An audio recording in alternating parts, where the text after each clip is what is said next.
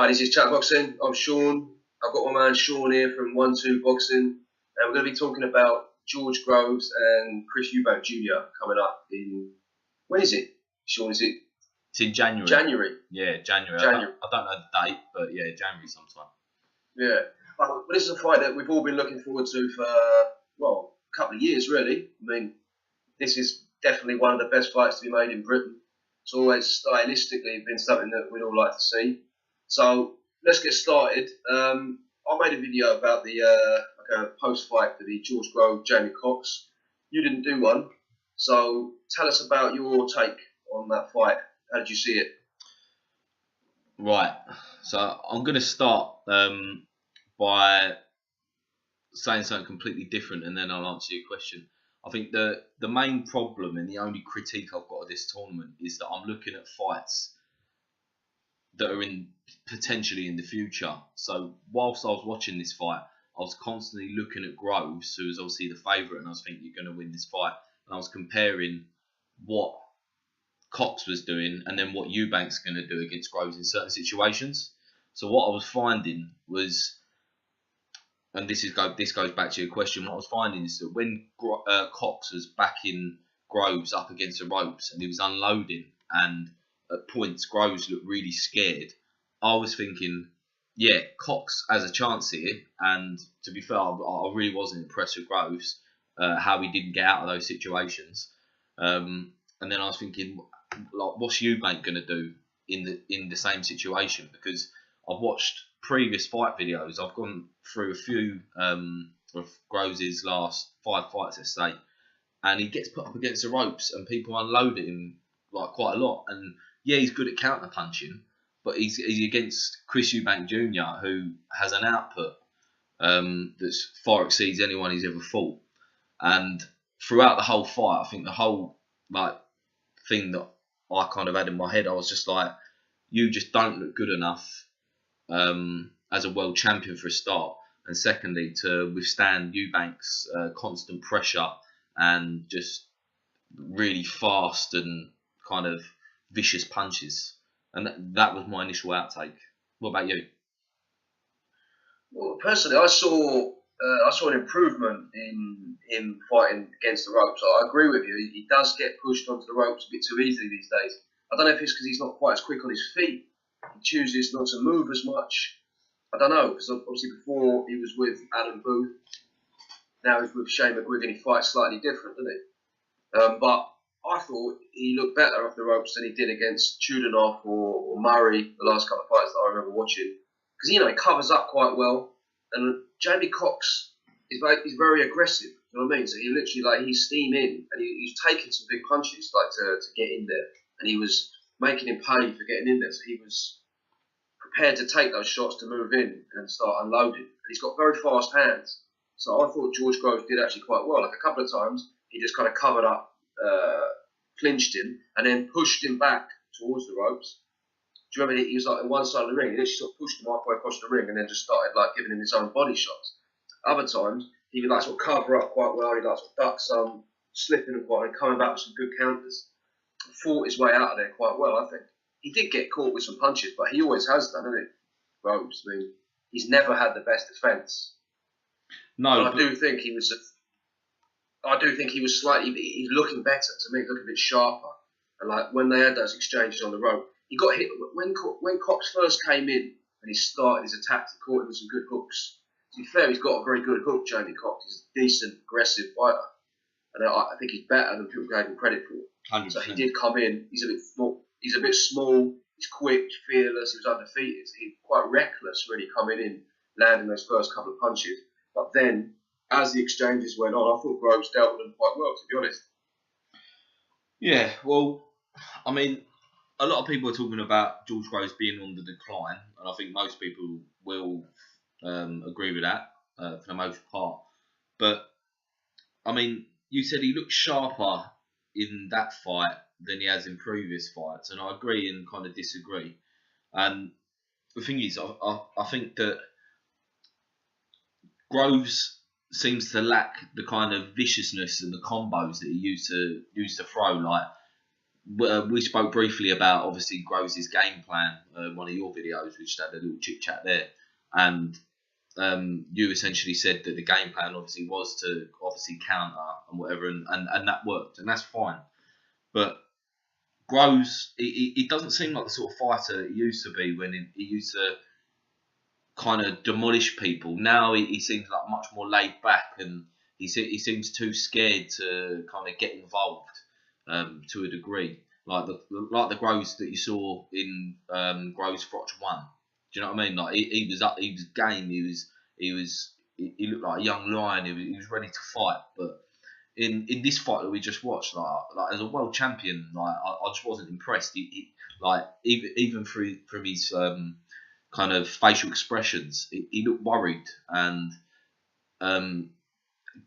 like when he fights someone like Chris Eubank Jr., like you don't want to be fucking worried, mate. You want to really kind of give that predator kind of animal fight back, or you're going to lose.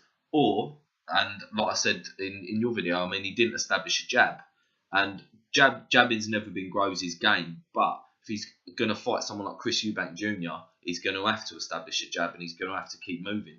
And I think the reason why I commented in your video talking about him establishing a jab, that's what I was saying earlier, in the sense that I was looking forward. I was looking forward at the Eubank fight and thinking, fuck, like if you fight like this, then you're going to lose. Simple as that.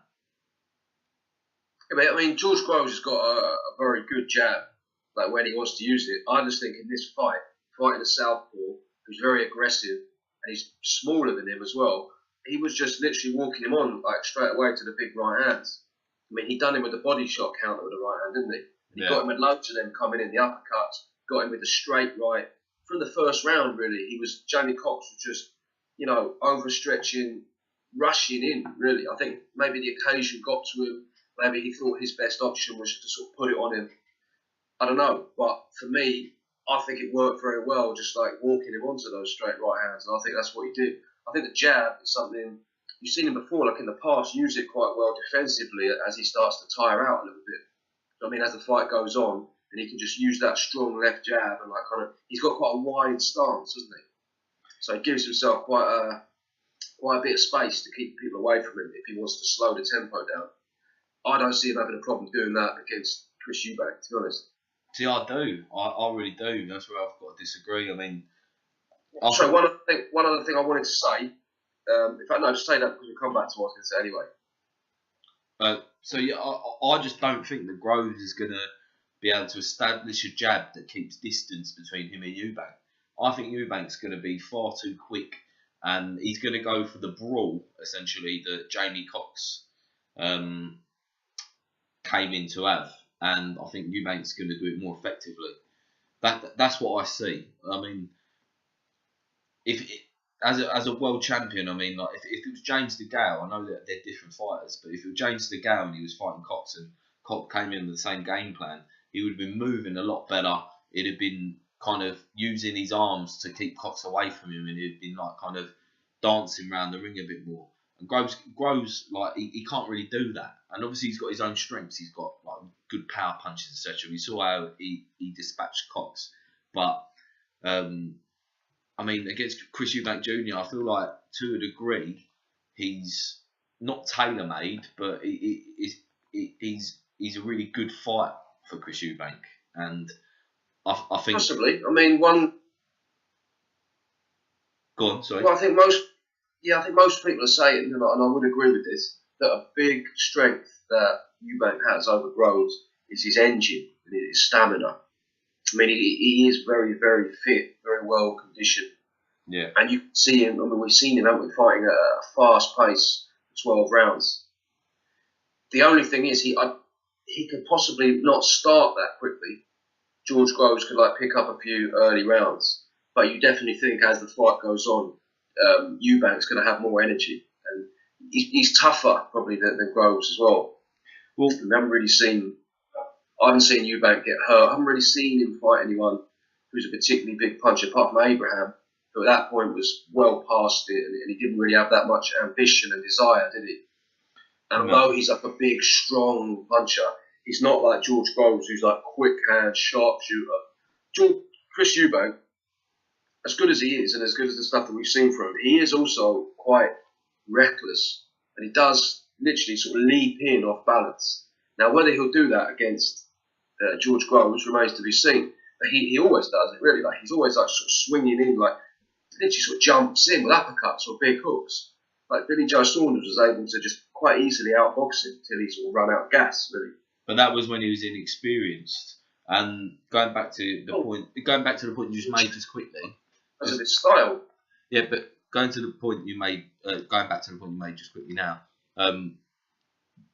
The only fight that Chris Eubank hasn't leaped into quickly was the Billy Joe Saunders fight, and since then, every fight he's started like an animal, and you can't really argue with that. And like maybe because of the stakes that are on the line here, he might not start as sharp as he normally does, because he'd be less confident fighting a world champion and someone who's the biggest fighter essentially he's ever fought against. I mean, Anthony Yildirim was a big guy, but he didn't really have the skills that Groves has at all. And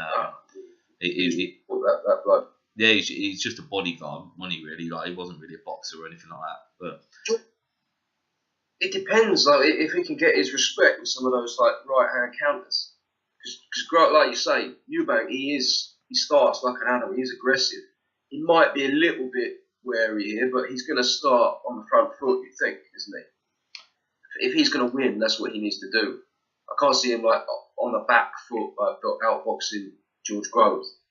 He's going to want to win through volume and just a sort of war of attrition. So if he does that, and George Groves, he's hitting him with some hard like counter. He's got fast hands as well, Groves. Yeah, he does. Yeah. And he's bigger than Eubank. Like Eubank's, I mean, he's fighting middleweight. He's literally never out of the gym. He probably sleeps in there. You know what I mean? He doesn't really have to like cut any weight. That's just his natural weight.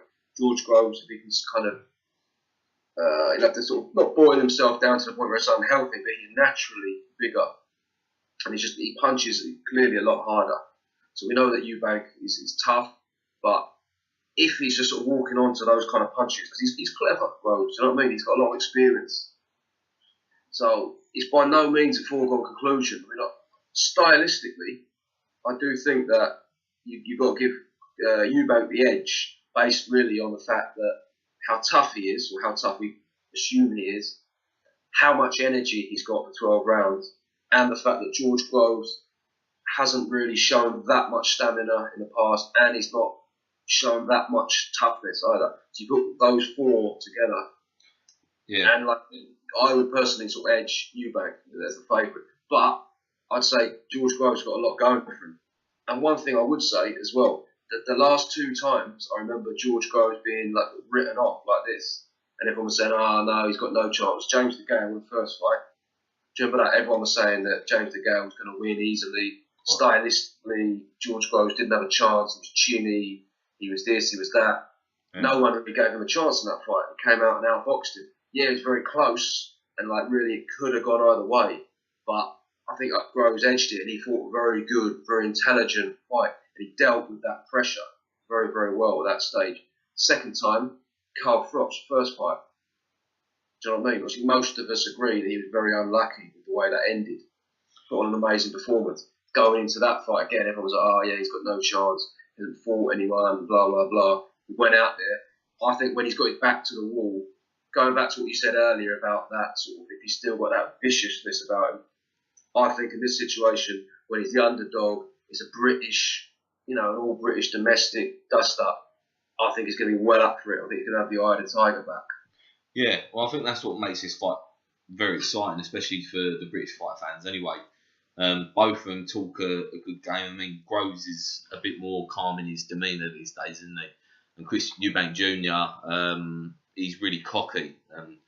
I'm beginning to like him. I mean, you know quite well. I don't really. I've never liked Chris Eubank Jr., but he's growing on me fight by fight. Like I've always enjoyed his fighting, but I've always been waiting for him to kind of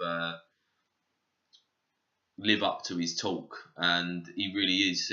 Every fight that I'm watching, he's living up to it, and I think that they've planned his career quite well. To be quite honest, I think this tournament's a perfect platform for him to really get his name out there. Should he go and win it, he's got any fight that he wants, hasn't he? Like in super middle or middle, pretty much. Like he'll have Triple G any day of the week if he wins it, and that'd be a massive fight over in America, I'd imagine. And Groves, I mean, obviously, if Groves wins, I mean, we'd expect him to hopefully win the tournament. Or I'm picking Callum Smith if Groves wins, but Callum Smith, Eubank, really not sure on that one. I'm gonna have to weigh up Callum Smith's next performance. But yeah, I mean, it's an interesting one, isn't it? I mean, obviously, if that does get made, we'll have to do that near the time. Callum Smith is he's got very good fundamentals, big, strong, he's got good reach, decent footwork, but he is a bit slow, isn't he? And a bit kind of straightforward.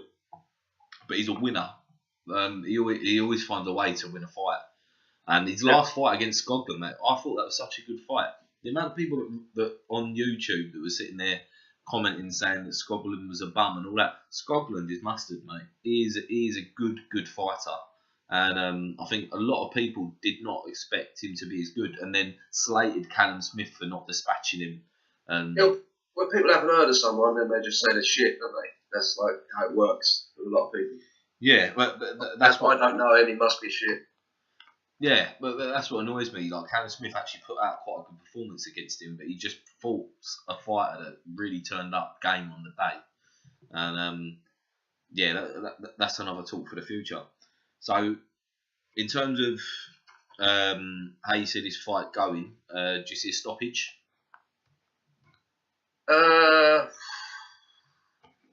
I mean, I really am unsure of this one, mate. So it's a real 50-50, isn't it? It's for me anyway. I mean, I do edge Eubank based on the styles, but I can see a stoppage. I could see possibly Chris Eubank just sort of in the last sort of few rounds, Groves just sort of running out of steam and getting stopped pretty much like through exhaustion. I could see that happening. Yeah. I mean, to be honest, mate, it's not people are sort of assuming as if like Chris Eubank is like the Terminator or something. He can't be knocked out. I mean, George Groves has got a serious punch on him. Chris Eubank is an aggressive fighter. He's someone who, if he's down on the cards, he's going to go for it. And I said before, he comes in well off balance.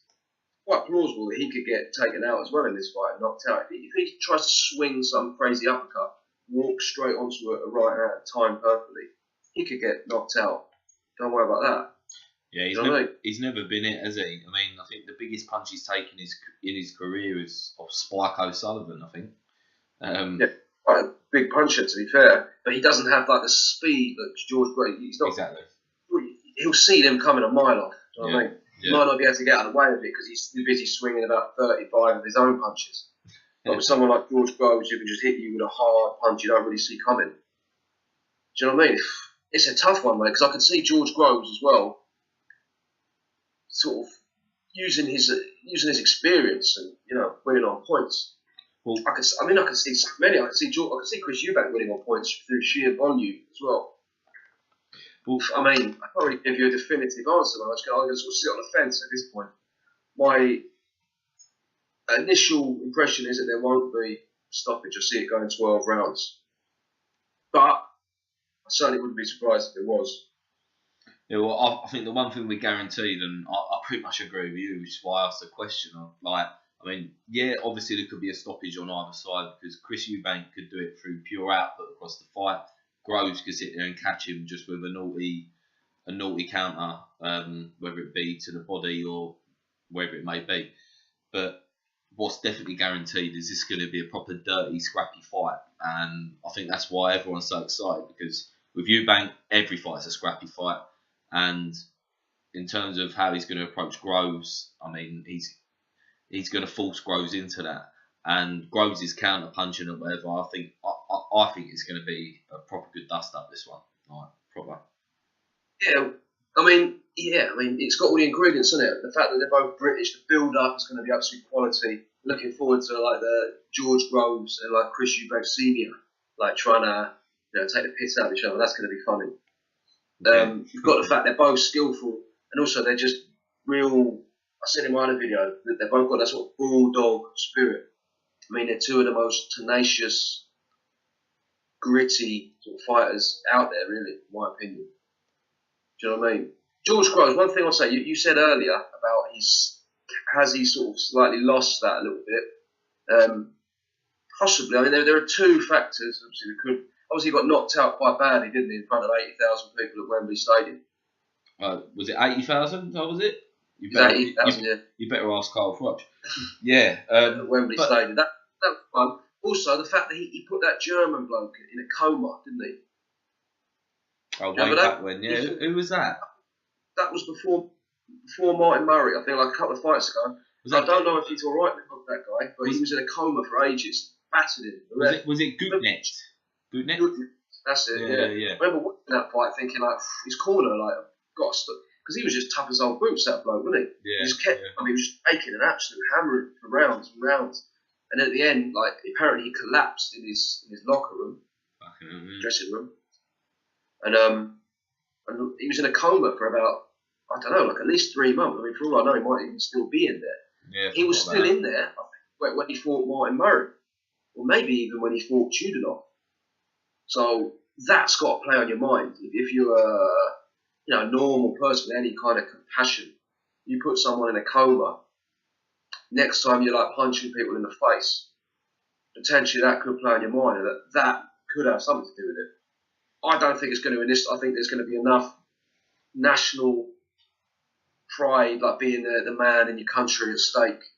Everybody, like when you got half the people in the country want you to win, half want you to lose. Someone someone like Eubank, who's as arrogant as he is, and the amount they're going to talk. I don't think that's going to be a factor. I think it's going to go into this one, and you're going to see that old, vicious, like tenacious George Groves back, and you're going to get that from Eubank as well. So it's going to be fireworks, isn't it? It is, and like you said, the build up's going to be insane. I mean, Senior's going to talk all sorts of shit about his Warrior Code and all that sort of stuff. I mean, it's going to be good. He's going to obviously talk up about how Chris is a better fighter in every department, all that sort of shit. Groves seems really calm. I mean, he's grown up quite a lot, hasn't he, since the Froch fights? Yeah. He seems a lot more chilled back. I do genuinely think that he's put them fights behind him. I think that he's probably done some sports psychology or whatever and talked through it, and he really does seem a bit more content now. He's kind of got his belt, and he's like won his last fight and whatever. I think that he does seem quite chilled and less maybe on edge than he perhaps would have been a few years ago. And he seems confident about it as well. I mean, if you see the interview, he seems like quite sort of jovial about the whole thing. He's like making jokes.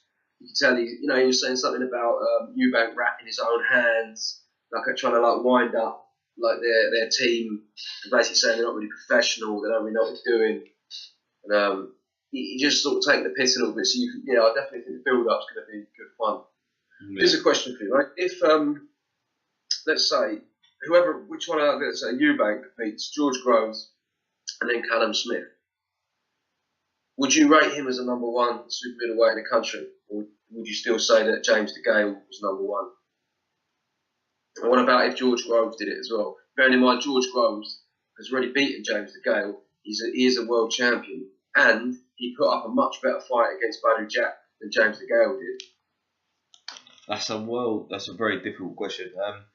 I'm gonna say, and this is really difficult. I'm gonna say no. Until you beat James DeGale, I don't think you're the number one personally. What about George Groves then? But equally with Groves, I mean, I don't know. For me, like I've seen DeGale as the more complete fighter across the division. I'd love to see DeGale versus Callum Smith. I think that'd be a really good fight. But I don't know. I think you need to beat DeGale to be number one. I mean, I know Badou Jack did. I think he beat him in the last fight, but No, I'm going to say you need to win the tournament and then beat the Gale to be the British number one. I'm not saying necessarily that I'm outright saying that the Gale is number one, but I don't know. Winning this tournament doesn't make you the number one in my eyes. But like the rank, you have to say like maybe not like the number one, like but he's ranked number one at the moment. You have to say he's ranked number one in Britain. I mean, he's like a unified champion. He's got the best record. He's got the best form. But for me, if Eubank beat George Groves and Callum Smith, then I would say right now he would be the man to beat in the UK. And George Groves definitely. George Groves did that because he would have then beaten everyone apart from Carl Froch, who's retired now. He would have beaten all the top super middleweights in the country, including James DeGale. Yeah, but again, they're different fighters now. I mean, the Gale fight, if you've watched it back, I remember watching that fight about a year ago, and that fight was so fucking close. I mean, how the judges scored that, it was very difficult. Yeah. Very, very difficult. But going on current form, I mean, James DeGale in his last fight got battered, in my opinion. I mean, it wasn't really. I mean, you could say it was close in terms of if you score it round by round. Even then, it wasn't really that close. But in terms of as a fight, he got battered in that fight. He did. Before that, he fought. Who did he fight before that? Porky Medina. Didn't look great in that either. He hasn't looked that good recently.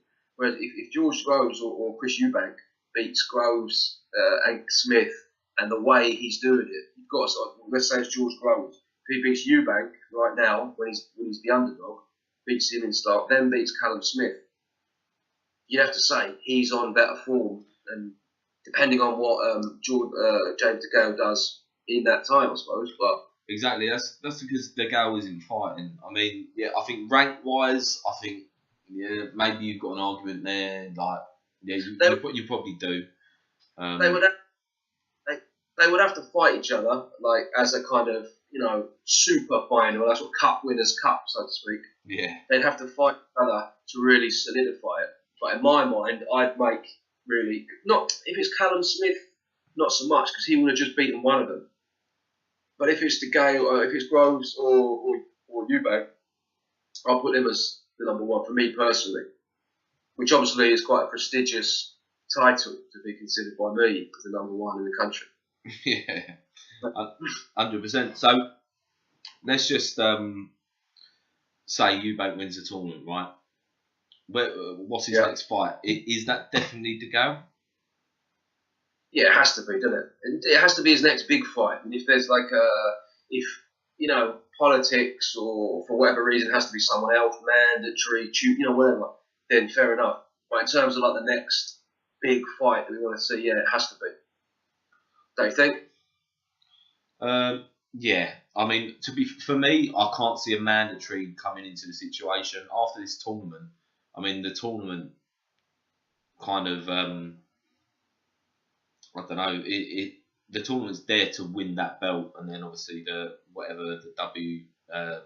World Boxing Series, Super Series, whatever they're offering, there's a belt that comes with that, isn't there? Muhammad Ali belt. A trophy. Is it a trophy? Trophy, yeah. Trophy, sorry. Yeah. I'm not sure where I was going with that one, to be fair. You kind of lost me there after I was thinking about it. I would say that James DeGale, depending on what he does next, because I'm not really sure. He's talking about a rematch with Badu Jack, isn't he? Who's not going to obviously come down to super middleweight, so I don't think that's realistic. Nah, never. Yeah, there's some good super middleweights in this tournament, isn't there? You've got your man Gilberto Ramirez. He's decent. He's not in it. What's the other bloke coming up? The Benavides. Is it David Benavides? David Benavides? Have you seen him? No, not much. No. I like what I've seen of him. He's sort of up and coming.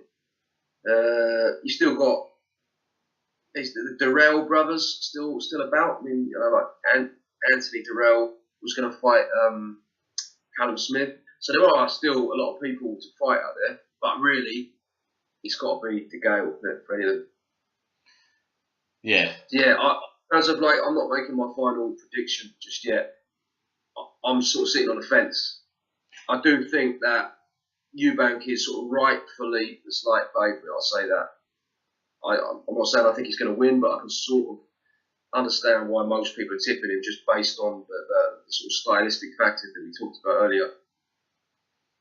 Yeah, no, I'm with you on that one. You got anything else you want to add? Not really. I mean, it's going to be an explosive fight. It's definitely one I'm going to be paying for, and or going to a venue to see it. I might even see if you can get tickets for it. To be fair, but I guess they're probably going to sell out quite quickly. Well, then hopefully the Bramer. I'm not sure when that's coming up. Hopefully, that's not too long, and then we'll know Callum Smith has got in the semi-final. We'll talk about that one as well. Yeah, it would be interesting to see how he does, and then obviously we can talk about what the final is going to be like. I've never seen that brand before, but Bramer, I mean, he was fighting a light heavyweight for a while, for ages. He's been around like former world champion. I don't know how old he is. The last time I saw him fight was when he lost to Cleverly, and I think he got stopped in that fight, didn't he? He had some kind of injury. I don't remember, but he took a bit of a beating. Yeah. I don't see him really doing much against Callum Smith right now. In terms of the American guy, I don't know that much about him, so I'll have to see that fight before I can really say. But if it is Bramer, then I'd pretty much say Callum Smith is a safe bet for the final. Yeah, he's certainly got the easier route. That's for sure. So yeah, I haven't really got anything to add. Yeah, for me, I'm picking Eubank. I can't really tell whether it's going to be stoppage or go 12 rounds. I'd say it'll go 12. I'm not sure he'll have the power to kind of. He definitely won't knock him out. The only chance the referee's going to stop it is if Groves just isn't throwing anything back.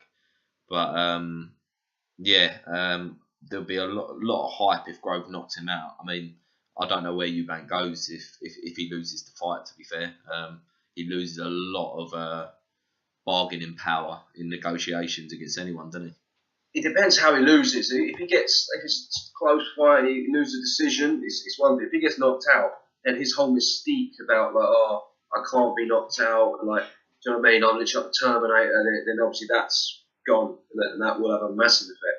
I don't think it's likely. I can't see him getting knocked out, but I'm not writing it off. Do you know what I mean? Him sort of swinging it, diving in, off balance, swinging like that, walking into one like George Groves' right hand. I mean, he knocked Carl Froch down, for fuck's sake. You know what I mean? Yes, Carl Froch was like slightly kind of off balance, but still, he fucking knocked him down and nearly knocked him out a few times. I mean, when do you ever see Carl Froch hurt like that? He's got one of the best chins we've seen in British boxing, probably since his dad, really. I mean, since Chris Eubank Sr. But that shows you how hard Groves can hit. Yeah, it does. Before we wrap this up, then, do you want to, while we're on it, might as well give your channels. You got a new channel, a shout out. Yeah. So the channel's Wuntwo Boxing. That's spelled with W-U-N. W-U-N, yeah. I'm covering mainly the World Boxing Super Series in a minute, mainly following British fights, but obviously when there's big world level fights, I'll be covering them. By all means, click a subscribe if you like my videos. If you don't, then feel free to leave a comment and tell me what I'm doing wrong. But I'll leave a link. I'll leave a link in the description to this so people can go and check it out and go and subscribe to it. Yeah. It's my seal of approval for what that's worth. Worth a lot, mate. Worth a lot. All right, wicked. I've got to shoot anyway, so I think we had a pretty good chat there. I think a really good fight coming up. Pretty buzzing for it, to be honest. But totally, mate. Yeah. Got a couple of months. We've got about 2.5 months till fight night. So yeah, good build up coming. Yeah. All right, mate. Enjoy the rest of your weekend.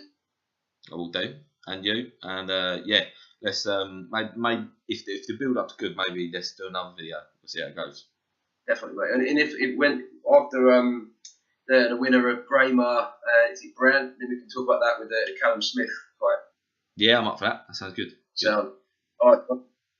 Sweet. Speak to you later on. All right, later on, mate. Bye. Thank you, bro.